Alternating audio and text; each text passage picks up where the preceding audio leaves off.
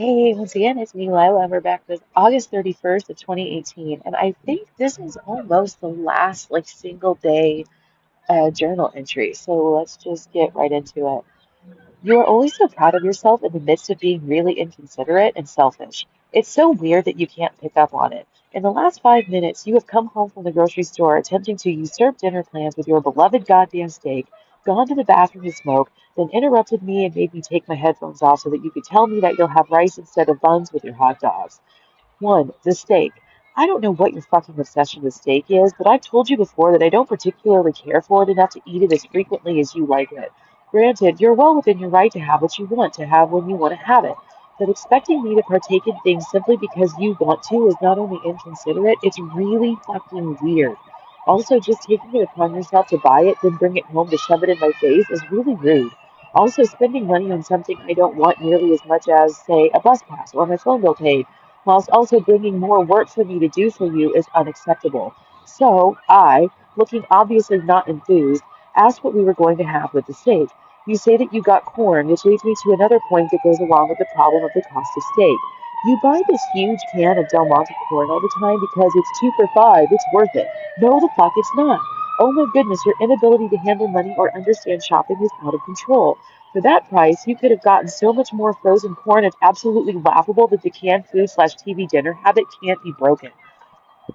Man, I'm being really pompous and high horsey in this one, but ooh, man, this is a buildup of things over the course of the years that you're hearing here.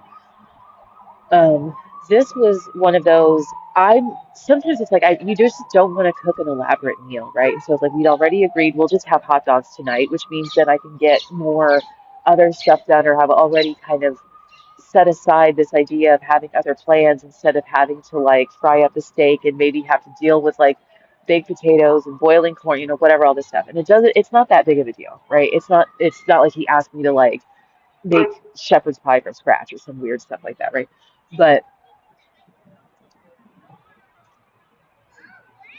it's almost like he would do this because he would have this sense that I wasn't actually interested in building over backwards to make his quality of life better. And so he would try to introduce the opportunity for me to quote unquote show I care into the environment, which just would push me a little bit further over the edge, right? That it's like I the idea that's being is if you were trying to if you knew that you've done something that pissed somebody off but you didn't know if they were still mad at you yet, so then you kind of keep trying to talk to them and kind of acting like nothing happened. It's like, oh, maybe they're just over it and it's just boiled over, right? But doing that if they're still actually ticked at you or if there's something that you should maybe do, like apologize instead of just expecting someone to get over it, kind of a deal. So it's like that in thinking that I'm not so interested in being such a high grade domesticated person, spousey, wifey, mommy bitch, he would ask for more wifey, mommy stuff in order to get me to demonstrate that I'm still okay with doing those things. I don't know. I don't, there's a part of me that feels like I've articulated this perfectly well, and the other side of me is like, you're not, but I'm sure I have. Like, you get the gist. Right. He's just testing me and whether or not I'm willing to still go the extra mile or whatever and stuff. And it's and I mean, it's possible that he started picking up on, I mean, I'm sure there were little um, subtle hints that I was getting more and more disgruntled with the situation. And that was happening in virtue of having started writing this stuff, right? That it's bringing it a little bit more to the forefront of my consciousness instead of just squashing it away all the time. But yeah, so this is the thing. Those big cans of corn, even if it says it's 14 or 16 ounces or whatever, part of that's the can. Well, not, it shouldn't be the weight of the can, but by the time you drain all of the water off and then there's just this little bit of corn left, it's you would get so much more. It's like $1 for a 12-ounce bag of frozen corn and it's on sale $2.50 to be buying it in a can. And it's just that it's not cheap. It's just because he's used to this item and now it's on sale, he's thinking it's worth it. But with a broader amount of experience in life, you would know that it's not, right? And so that's kind of what I'm getting at here is that if he would just broaden his horizons and pay a little bit more attention and realize that there's more out there in the world than just um, canned and frozen food, stuff like that, or that's just there was a time, I don't know if this ever would come up in this, so I might as well just mention it here. I made beef stroganoff, and like, yeah, from scratch, but like, how hard is it, right? It's just like some beef tips with gravy over with some noodles and mushrooms, whatever. It's not that big of a deal, right? And I feel like that's a pretty common American meal that everybody's heard of or had before for the most part and stuff. And it's not even just being like born and raised and growing up here in Hawaii and stuff. He mentioned several times that he'd spent quite a bit of his adult life living on the mainland. So when I made this beef stroganoff and we had it that first night, he was like really enjoyed it. He was just like, "How did you come up with this?" And it's just like, it's beef stroganoff. It's like a classic American meal. He's like, "Oh, like I've never heard of it or seen it before." And I felt like that was bullshit. Um, and it kind of like he was making that up, trying to like, I don't know, like stroke my ego or something. I don't know. But I mean, maybe he wasn't kidding, right? He might not have been making it up.